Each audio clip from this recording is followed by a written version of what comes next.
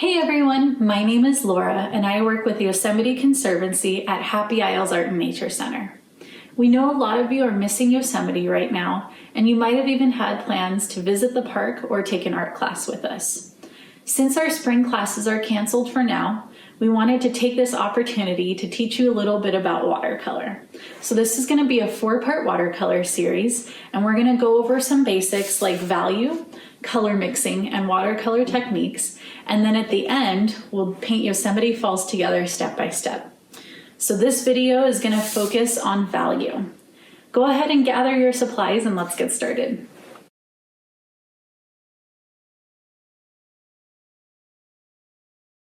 So some of the materials that you'll need for today's virtual watercolor lesson are a watercolor palette, a few watercolor brushes, a paper towel, some watercolor paper, and a cup of water along with a spray bottle. Alrighty, so the first thing that I want to go over is getting enough paint on your brush because I noticed that a lot of students actually struggle with it. So I figure it's a good thing to start off with. So what a lot of people do is they dip their brush in the water and then they kind of go in and try to grab a little bit of paint and go straight to paper. And you notice that you have a really light value, which sometimes that's what you're going for, but if you're going for a really dark value of that alizarin crimson, for example, then what you want to do is grab that water, but you really want to take the time to mix the water and the paint together. My coworker Kristen calls it activating the paint. And so when you take the time to activate the paint and then you bring it to paper, you notice it's a really nice dark value. It's really rich. So that's kind of like step number one. And the next thing that I want to explain is value, because that's another really important part of watercolor.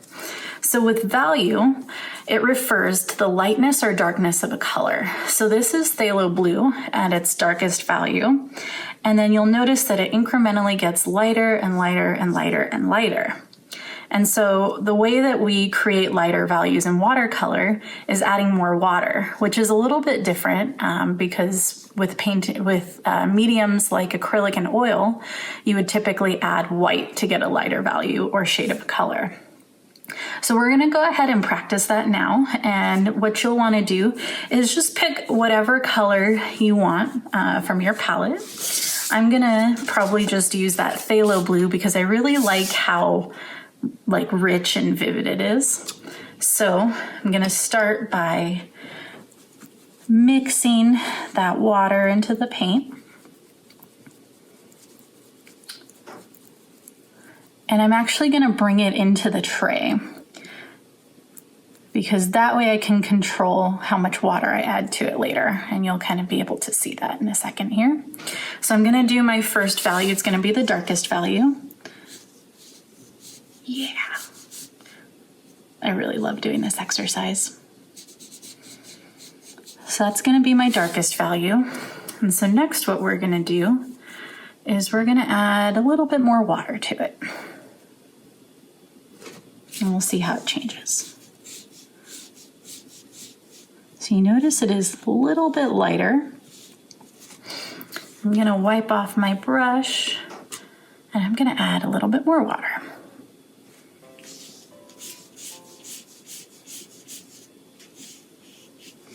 And so you notice each time we add water, it gets a little bit lighter. And I like to try practicing this and seeing how close I can get it to being just clear, because it really kind of shows you the range of your value.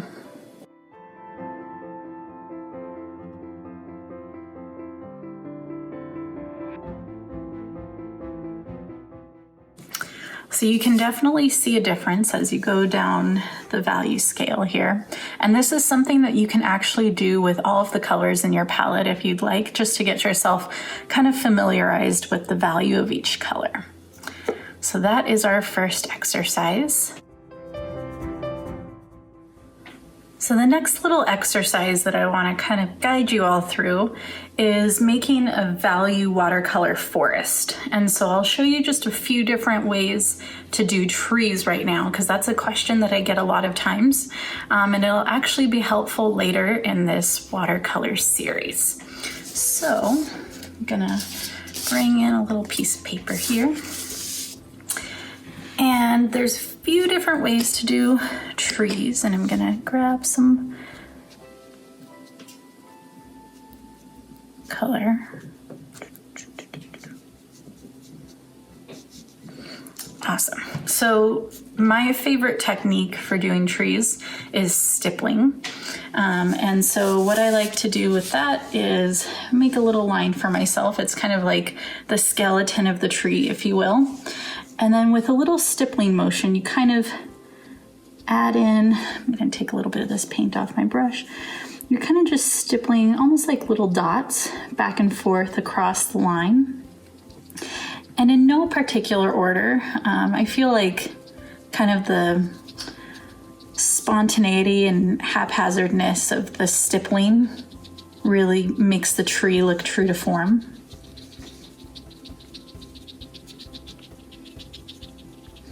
And as you go down to the bottom of the tree, the base gets a little bit wider. So that's one way to make a tree. Another way to make a tree is kind of doing like downward strokes with your brush. So you can kind of arch them out at the ends.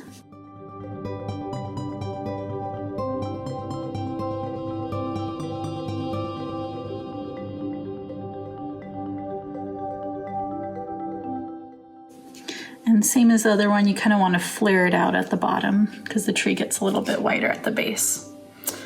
And then the next tree style that you can use is actually kind of more of an upward brush stroke. So I would still make that line, and then you're kind of making it so that the branches are pointing a little bit more upwards.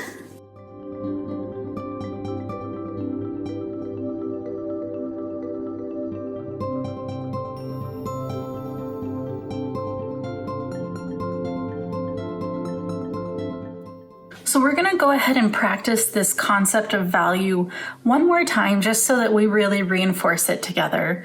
And if you feel like you have a good grasp on the concept, you can go ahead and skip this part. But if you feel like you need just a little bit more practice, feel free to follow along. So what we're gonna do is kind of like a forest of trees, starting with our lightest value and then going down with our darkest value. And so the idea behind this is that in watercolor painting, you want to always start with your lightest values and then use the darkest values last. And because of the translucent nature of watercolor, trying to paint a light color over a darker color just doesn't really work well. And so you'll kind of see what that means in a moment here. So you can go ahead and use whichever style of tree you want to do. If you have like a different style that you use for trees, please feel free to use that. These are just kind of like a few ideas, essentially. So we're gonna start off by mixing a really light value of this green color. I really like this. It's a Viridian green. And so I'm gonna add quite a bit of water to it. I'm just gonna like really water it down. And one thing, kind of like a little tip, is that instead of committing and just starting with like the paper that I'm gonna paint onto, I like to have just like a scratch piece of paper on the side. That way I can do little swatches and see if I like the color that I'm using. So that seems to be a nice light color. I feel like I could get it a little bit lighter though. Let's see what we can do. Oh yeah, okay. So we're gonna go ahead and use this one. And that way we really get to kind of like practice that range. So I'm gonna start by just making a row of trees at the top. And I'm gonna use the stippling technique because that's my favorite personally. But again, feel free to use technique that works best for you. I'm gonna take a little bit of paint or water off of my brush. And you'll notice that some of the paint is kind of beading up at the top, and you can kind of push it towards the bottom and use it to keep going.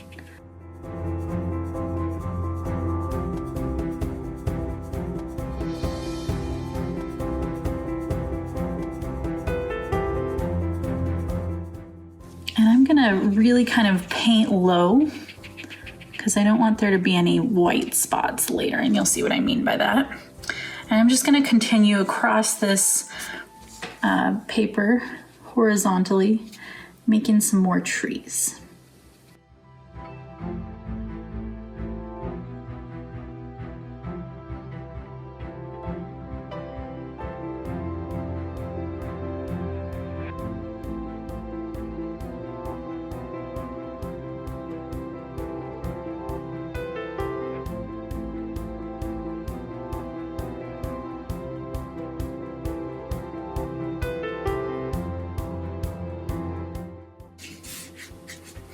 So now I'm going to go ahead and let this row of trees dry, and then we'll kind of continue on with a darker value and do another row of trees and kind of repeat that step until we get towards the bottom of the page and get to those really dark values of this viridian green color.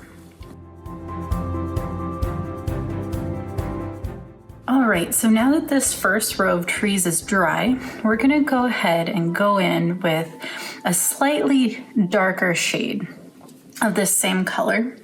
And so I really try to be like generous with how much paint I'm mixing for myself, because it's kind of gnarly when you run out mid-row and you have to mix a little bit new paint and try to get it close to that shade.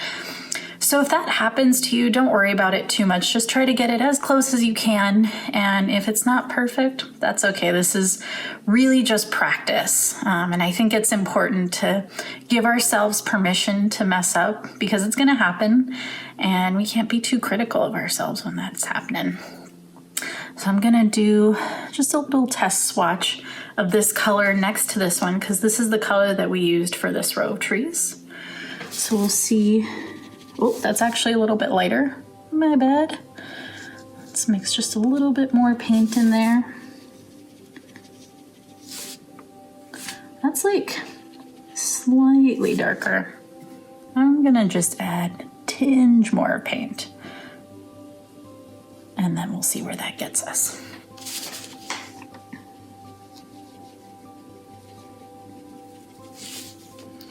All right, I think that should do the trick. So we're just gonna go ahead and start with another row of trees, and then we'll just kind of keep repeating this.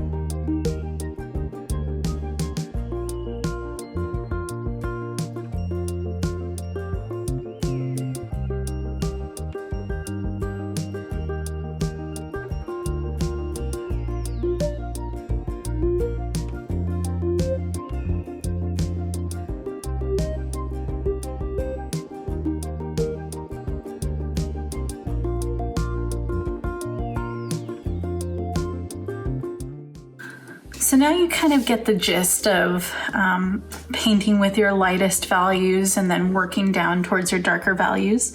If you wanted to, you could continue with even darker values and continue the rows of trees going down. But I think this is good for just a little practice and kind of a fun little idea. If you wanted to turn this into sort of like a little note card and send it to someone, you totally could. Or one thing that I did is that I actually put like my little Wi-Fi passcode on top of this and I framed it so that it looks like an art piece. And I get a lot of compliments on that. So that's something that you can do at home if you'd like. And I think that's all for us today, and we'll share some more tips and tricks with you in the next video.